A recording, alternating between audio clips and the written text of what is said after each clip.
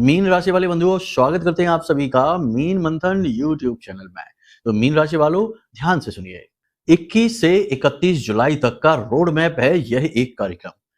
इन दिनों में आपको भूल कर भी किसी को नहीं देना है अपनी ये दो महत्वपूर्ण चीजें। ये दो महत्वपूर्ण चीजें अगर आपने अपनी किसी को दे दी, चाहे यूं ही दे दें, प्रयोग के लिए दे दें, दान में ही क्यों ना दे दें, तब भी आपके ऊपर दोष उत्पन्न होगा। आपके ऊपर नकारात्मकता का तीखा प्रहार होगा। पाप ग्रह आपके ऊपर दृष्टि डालेंगे, आपके जीवन को परेशानियों से भर देंगे, नकारात्मकताओं से आपके जीवन को भरपूर तरीके से प्रभावित करेंगे। इसका प्रभाव यह रहेगा कि आपके बनते हुए काम बिगड़ जाएंगे, परिवार में तनाव रहेगा, पैसे की समस्याएं आएंगी और किसी भी प्रकार का धोखाधड़ी, फ्रॉड हो सकता है, क्योंकि इन पाप ग्रहों में राहु भी शामिल है और आपको पता होना चाहिए कि राहु इस समय पर प्रबल है। बंधुओं, 28 जुलाई को मंगल का राशि परिवर्तन होने जा रहा है। कन्या राशि में मंगल जा रहे हैं, लेकिन इस समय मंगल केतु के साथ विराजमान है, जो कि मंगल को बद करने की स्थिति है। ऐसे में मंगल से जुड़े हुए आपके जितने भी काम है वो अभी परेशानी उत्पन्न कर रहे होंगे, लेकिन 28 जुलाई के बाद उनमें गति आ जाएगी, परेशानी दूर हो जाएगी, पॉजिटिव एनर्जी आपके जीवन में आएगी। मंगल का यह जो राशि परिवर्तन है यह किस प्रकार से आपको प्रभावित करेगा, किस प्रकार से यह आपके जीवन में पॉजिटिव एनर्जी को लेकर आएगा, इसके विषय में आपको बताएंगे।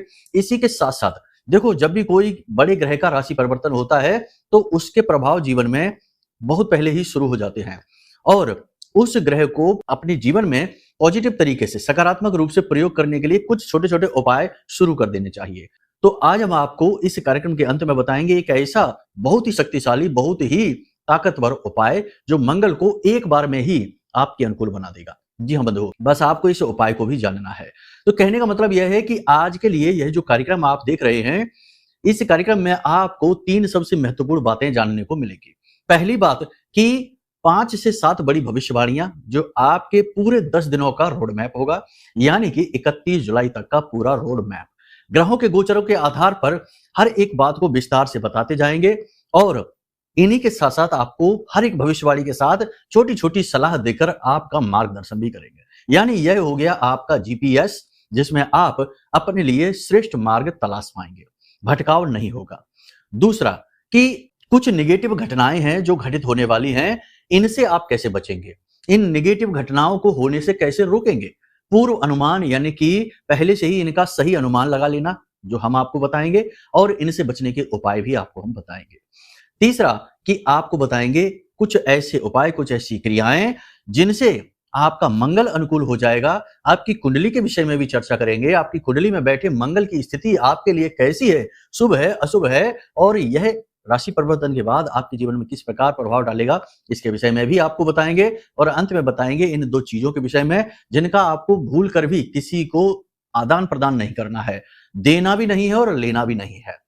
इन चीजों को जानने के बाद आपके जीवन से निश्चित तौर पर नेगेटिविटी तो हटेगी, लेकिन जैसे ही ये महीने का अंत आएगा, यानी 28 जुलाई के बाद नया महीना आएगा, आपके जीवन में नया सवेरा लेकर आएगा। एक जबरदस्त पॉजिटिव एनर्जी आपका स्वागत करेगी।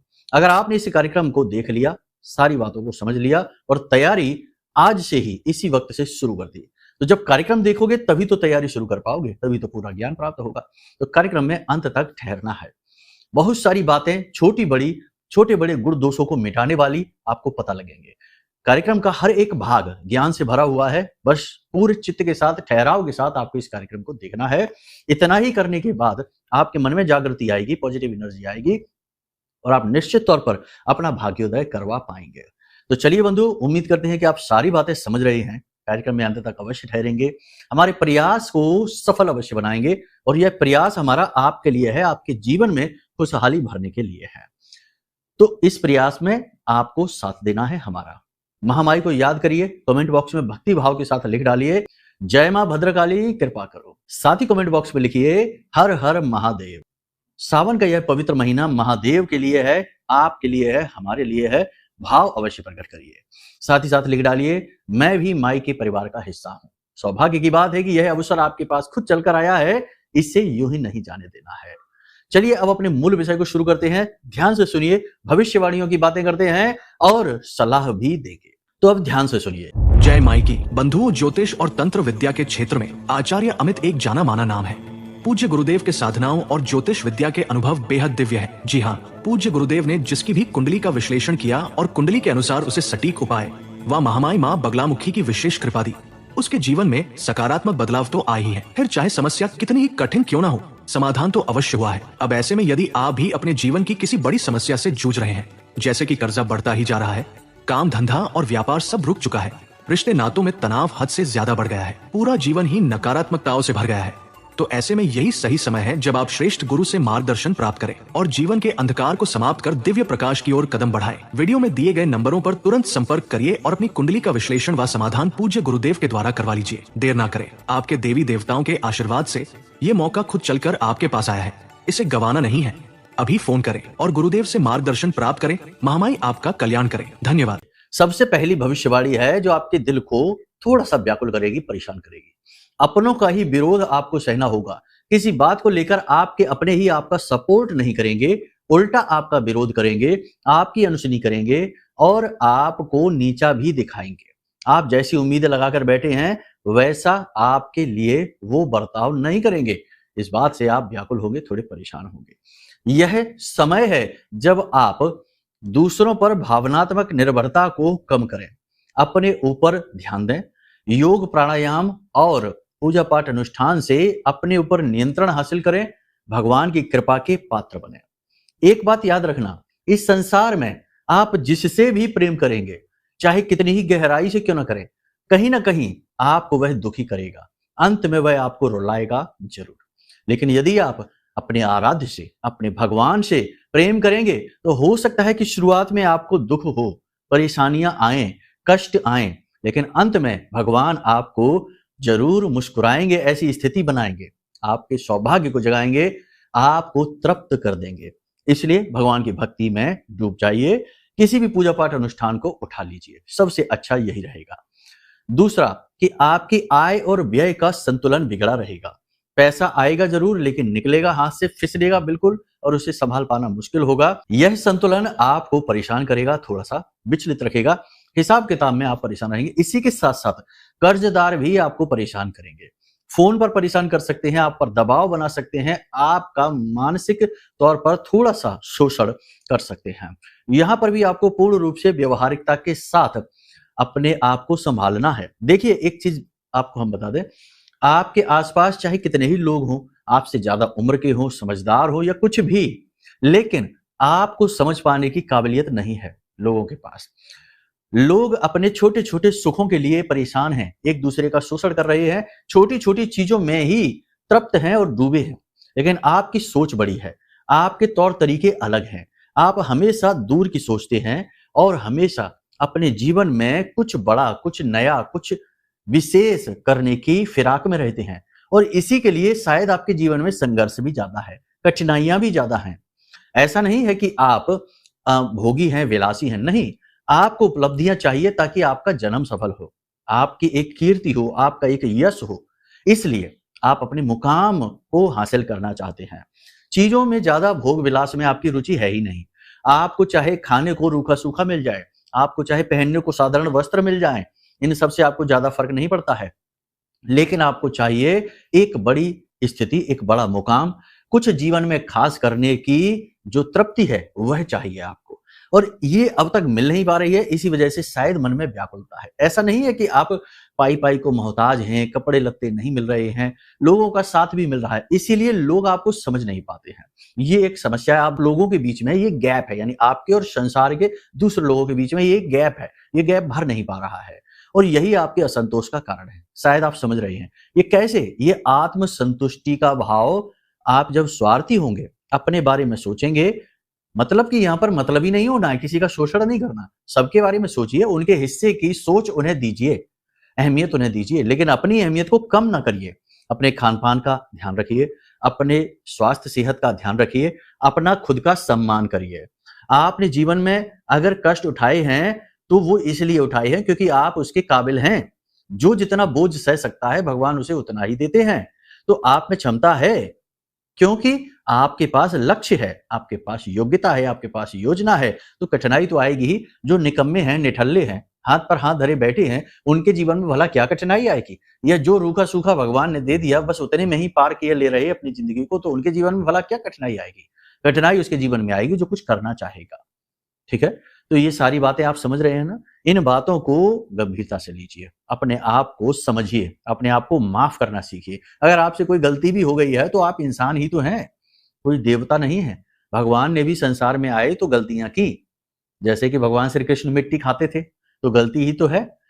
तो ऐसा नहीं है, गलतियां आप करेंगे, गलती के लिए अपने आप को क्षमा करना भी सीखिए, ठीक है ना? आप किसी भी उथल-पुथल के लिए जिम्मेदार नहीं हैं, इस बात को आप याद रखिए। ये तो जीवन का, संसार का नियम है, चक्र है, चल रहा है, चलने दीजिए। प्रेमियों के बीच में किसी प्रकार की नकारात्मकता आ सकती है, किसी प्रकार की गलतफहमी हो सकती है।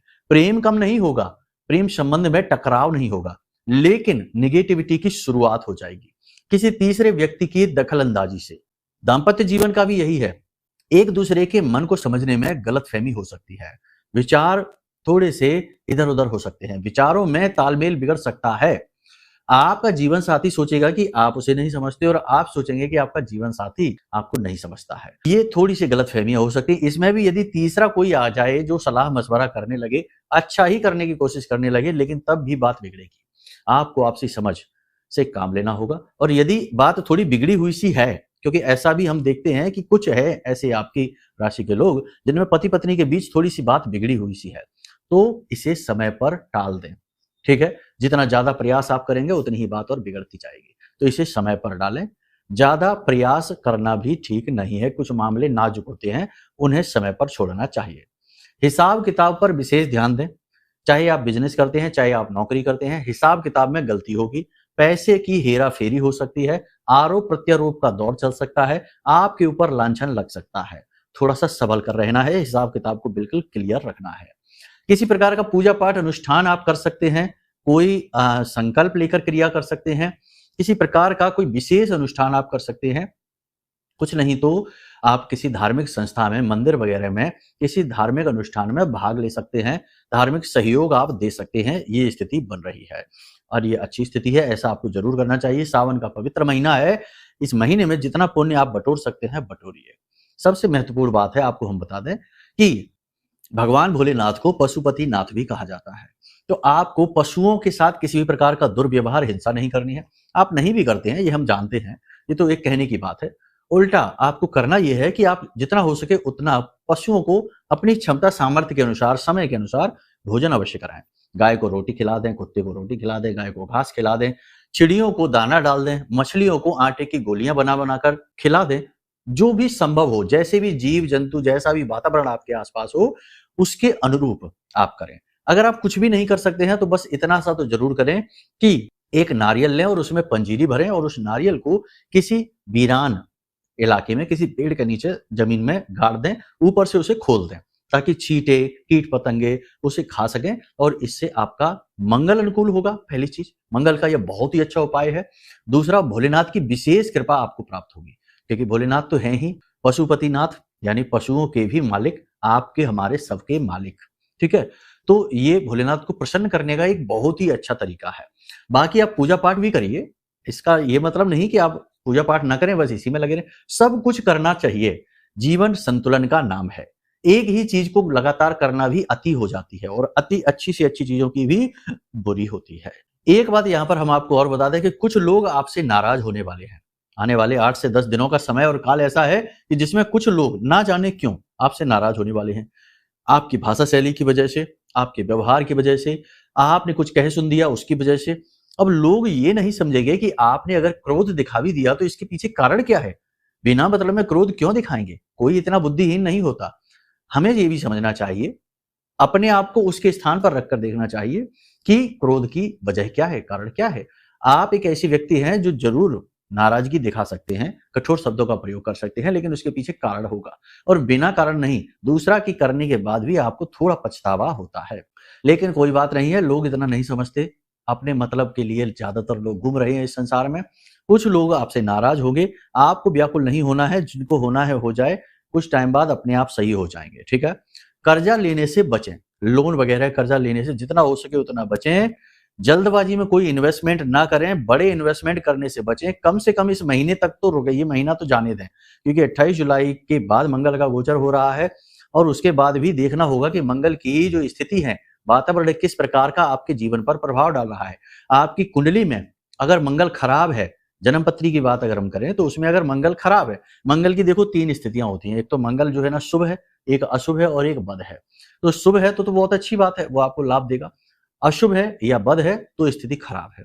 तो मंगल बद की भी स्थितियां कुछ होती हैं, अशुभ की भी स्थितियां कुछ होती हैं। पाप ग्रह से पीड़ित हो जाएगा तो अशुभ हो जाएगा, मांगलिक दोष भी हो सकता है। तो मंगल जो है ना वो कई तरीके से प्रभावित होता है और मंगल का प्रभावित होना निर्धारित करता है कि आपके जीवन में किस प्रकार की घटनाएं घटित होंगी, क्योंकि मंगल जो है वो किसी भी कुंडली का जो एनर्जी है, जो फोर्स है, जो ऊर्जा है, वो मंगल है।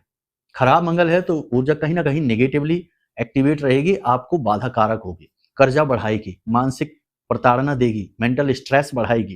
तो ये देखना होगा कि कैसा इसका फल होगा। कुंडली में मंगल की स्थितियां बताने चलेंगे तो कार्यक्रम इसी पर बैठ जाएगा पूरा का पूरा, कि मंगल की स्थितियां बताते चले गए, कार्यक्रम बहुत लंबा हो जाएगा। तो इसको जानना है विशेष तौर पर। अब जैसे बात करें 1, 4, 7, 8, 12 में मंगल है तो ये आपको मांगलिक कर देता है, चाहे निम्न का हो चाहे उच्च का, चाहे लगन में, लगन कुंडली में, जन्म पत्री में हो या चंद्र कुंडली में हो, कहीं पर भी हो तो ये देखना पड़ता है। बाकी अगर मंगल पाप ग्रह से जैसे राहु से, शनि से या फिर शुक्र से भी पीड़ित हो जाता है तो फिर ये नकारात्मक हो जाता है। फिर मंगल की अलग अलग स्थितियां, जैसे कि राहु अगर मानकर चलते 5वें में 9वें भाव में है तो मंगल बद हो जाता है, मंगल केतु के साथ है तो बद हो जाता है। तो ये स्थितियां देखनी पड़ती हैं। तो इसके लिए आप एक तरीका है कि अपनी कुंडली दिखा लो। अरे हम नहीं कह रहे कि हमें ही दिखाओ, किसी को भी दिखा लो, नहीं तो आप सोचेंगे कि हम अपना ही प्रचार, नहीं ऐसा नहीं है। देखो अच्छी सलाह देने का मतलब ये नहीं होता कि हमारा इसमें कुछ, आपका मन है, आप चाहें तो हमें भी दिखा सकते हैं। वीडियो में नंबर है, इन पे फोन करिए और आप अपनी कुंडली का आकलन करा लीजिए, और नहीं तो फिर आपके संपर्क में जो भी अच्छा एस्ट्रोलॉजर कोई है उसे अपनी कुंडली दिखाइए, मंगल की स्थिति जरूर जानिए। मंगल पूरे जीवन प्रताड़ित कर सकता है, आपको पूरा जीवन खराब कर सकता है, ठीक है, क्योंकि मंगल एक ऐसा प्लेनेट है जो शुरू से लेकर अंत तक, मरने तक मंगल का प्रभाव दिखाई देगा। ये कभी अपनी ऊर्जा को, अपने प्रवाह को कम नहीं करता, ठीक है। तो एक ये बात है, तो अपनी कुंडली का विश्लेषण कराओ, सबसे महत्वपूर्ण काम यही है, फिर कुछ और काम करने के बारे में सोचो, ठीक है। ये एक अच्छी सलाह है, एक गुरु के तौर पर हम आपको ये सलाह दे रहे हैं, ठीक है। चलिए, तो यहां तक सारी बातें हो गई। 28 तारीख के बाद कोई बड़ा इन्वेस्टमेंट करना, उससे पहले नहीं करना है। ऊंचे स्थानों पे अब आपकी व्यक्तिगत बात करते हैं। स्वास्थ्य का विशेष ख्याल रखिए, सबसे महत्वपूर्ण बात, योग, प्राणायाम, कसरत, फिजिकल एक्टिविटी को अपने जीवन में शामिल करिए, ठीक है। प्राणायाम जरूर करिए, श्वासों पर नियंत्रण हासिल करना और सुखासन में बैठकर, ठीक है। और थोड़ा बहुत व्यायाम, कसरत वगैरह भी जरूर करिए, बहुत जरूरी है ये, क्योंकि देखो मंगल को अनुकूल बनाने का सबसे पहला चरण ही यही है कि आप फिजिकली फिट रहिए। बीमार आदमी का मंगल खराब अपने आप, ठीक है। जिसका पेट बाहर आ गया बहुत ज्यादा, उसका भी मंगल खराब अपने आप। जो ओवरवेट है उसका भी मंगल अपने आप खराब, ठीक है। क्योंकि मंगल एक सैनिक है, फाइटर है, उसे फिट रहना पसंद है।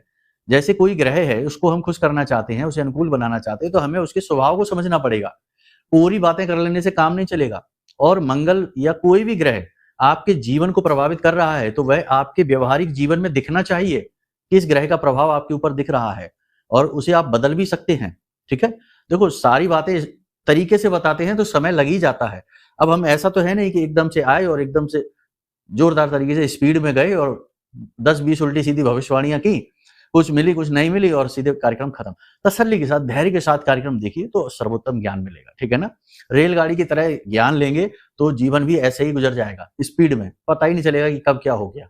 धर्म, धैर्य और गंभीरता जीवन के आधार हैं, ठीक है।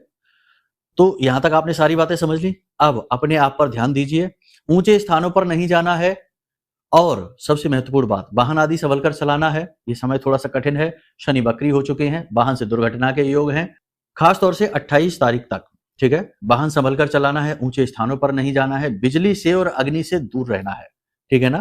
किसी प्रकार का छोटा मोटा हादसा ही हो सकता है, बचकर रहना है। चीजों के लेन देन करने से बचना है, बिना मतलब में यूं ही किसी को कुछ भी चीज नहीं दे देनी, कुछ भी किसी से नहीं ले लेनी है। गिफ्ट, तोहफा, उपहार अगर कोई आपको देता भी है तो बदले में सगुन के 10-5 रुपए उसे अवश्य दे दें आप। ये सगुन का मतलब ही यही होता है कि चीजों का दोष समाप्त हो जाता है। इसीलिए हमारे घर के बड़े बुजुर्गों ने प्राचीन काल से ये परंपरा शुरू कर दी कि सगुन के कुछ पैसे देना शुरू कर दिए। इससे दोष समाप्त हो जाते हैं चीजों के, क्योंकि हमने फिर वो चीज खरीद ली, उसका मूल्य दे दिया।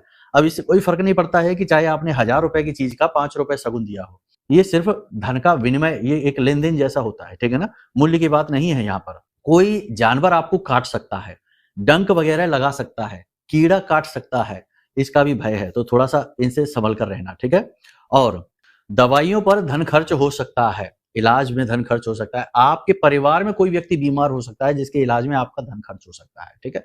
तो ये हो सकता है एक समस्या। आप मन में भले ही निराश हो, आपके आसपास चाहे भले ही निराशा का वातावरण हो, चीजें आपके मन के अनुकूल ना हो रही हो, फिर भी आप मन से पॉजिटिव, अंदर कहीं पॉजिटिविटी आपके मन में रहेगी, कहीं ना कहीं बल आपको मिलता रहेगा, कहीं ना कहीं से कॉन्फिडेंस आपके अंदर आता रहेगा। कोर्ट कचहरी के विवाद आदि कहीं चल रहे हैं तो वो सुलझेंगे, किसी के साथ कोई विवादित स्थिति है वो सुलझती हुई दिखाई देगी। नौकरी में उन्नति, प्रमोशन, इनके लिए अभी इंतजार करना होगा। नई नौकरी तो लग सकती है, नौकरी बदलने के बारे में सोच रहे हैं तो अभी रुक जाएं, ये समय सही नहीं है, अभी नौकरी बदलने के बारे में सोचें ना। कोई नया व्यापार, कोई नई बिजनेस की यदि आधारशिला रखना चाहते तो अभी रुक जाएं, अभी ना रखें, 28 तारीख तक तो रुक ही जाएं, और उसके बाद भी कुछ दिन रुकें, 2-4-5 दिन, प्रभाव देखें कि मंगल का कैसा रहने वाला है। मंगल एक बहुत ही शक्तिशाली महत्वपूर्ण प्लैनेट है, इसे हल्के में नहीं लेना है, इग्नोर नहीं करना है। यहाँ तक आपने सारी बातें समझ ली, अब बात करते हैं मंगल को अनुकूल बनाने के उपाय। तो हमने बता ही दिया कि आप पशुओं का, जीव जंतुओं का ख्याल रखिए, उन्हें भोजन कराइए, ये पहला उपाय। अपने भाइयों को, अपने भाई को लाल रंग का कोई कपड़ा गिफ्ट कर दीजिए, कुछ भी लाल रंग का, कुछ नहीं तो एक रुमाल ही गिफ्ट कर दीजिए, ठीक है। कुछ मीठा उन्हें खाने के लिए दे दीजिए, इससे आपका मंगल कुछ हद तक पॉजिटिव हो जाएगा। सबसे बड़ा उपाय एक आपको बता दें कि एक कलश ले लो, ठीक है, और उस कलश में देसी खांड भर लो। ना मिले देसी खांड कोई बात नहीं, शहद भर लो, छोटा सा कलश ले लो मिट्टी का, और उस कलश में शहद भर लिया पूरा ऊपर तक, ढक्कन लगा दिया, आटे से उसे चारों तरफ से सील कर दिया, 7 बार उसके पास कलावा लपेट दिया उसकी गर्दन पे, ठीक है, गांठ नहीं बांधनी है। उसे ले जाकर किसी वीरान स्थान पर, पेड़ के नीचे, पीपल का पेड़ हो उसके नीचे गड्ढा खोद के दबा दो, ठीक है। शमशान की मिट्टी में भी उसे दबा सकते हैं। मंगल आपका 1 वर्ष के लिए अनुकूल हो जाएगा, ये पूरा वर्ष मंगल को समर्पित है, कम से कम इस वर्ष में तो आपको बहुत राहत मिलेगी आने वाले समय और काल में। यहां तक आपने समझ ली सारी चीजें। अब ध्यान से सुनिए, 2 चीजें हैं जो आपको नहीं। पहली चीज, अपनी घड़ी, घड़ी सबसे महत्वपूर्ण होती है। देखो, हम घड़ी को, कैलेंडर है, घड़ी है, इनको हम हल्के में लेते हैं, लेकिन ये समय के सूचक हैं।